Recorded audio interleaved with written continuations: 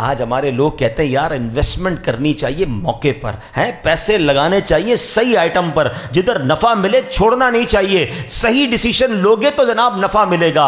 اللہ اکبر، خدا کی قسم، دنیا بھر کے مالداروں کی دولت ایک طرف اور صدیق اکبر رضی اللہ تعالیٰ عنہ کا ڈیسیشن ایک طرف، آپ جاتے امیہ بن خلف کے پاس، بولتے اس غلام کی کیا قیمت لوگے ہیں؟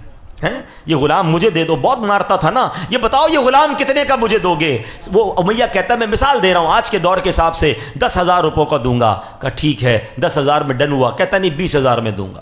کہ 20,000 میں ڈن ہے؟ کہتا نہیں 30,000 میں دوں گا۔ یعنی اس زمانے کا جو کرنسی تھی، امیہ ریٹ بڑھاتا گیا، آپ اوکے کرتے گئے، امیہ پھر سودے سے پھر جاتا، پھر ریٹ بڑھاتا۔ اس زمانے میں مثال کے طور پہ اگر غلام کی قیمت 10,000 تھی، حضرت ابوبکر سے اس نے 1,00,000 روپے طلب کیے، بہت مہنگی رقم بڑھا دی۔ حضرت ابوبکر صدیق نے کہا مجھے منظور ہے، اب ڈیل ہو گئی۔ امیہ پتہ ہے کیا کہتا ہے؟ کہتا ہے اے ابو بکر، تمہارے تو میں نے بزنس کے بڑے چرچے سنے ہیں، تم تو بڑے بڑے ماہر بزنس مین ہو، اتنا مہنگا غلام تم نے خرید لیا؟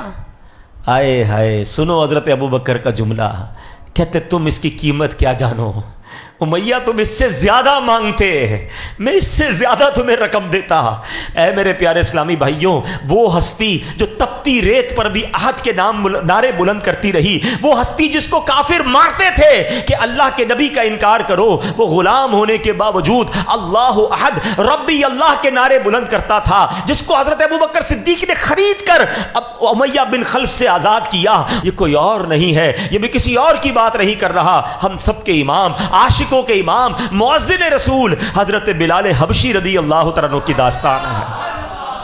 اللہ اکبر، یہ وہ لوگ تھے جو ایمان لانے کی جنہوں نے قیمت دی ہے۔ ٹرائی ٹو انڈرسٹینڈ، سمجھو۔ یا میرے بچوں جو نوجوان بیٹھے ہو نا، ہمیں تو پتہ ہی نہیں ایمان کیسے لایا جاتا ہے۔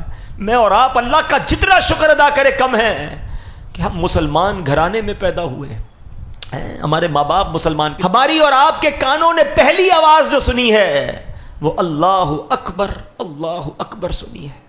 اور ایک وہ لوگ تھے جب اللہ اکبر کہتے تھے تو مارتے تھے، نماز پڑھتے تھے تو مارتے تھے، کعبہ سامنے تھا طواف کرنے پر مارتے تھے، لہو لہان کر دیتے تھے۔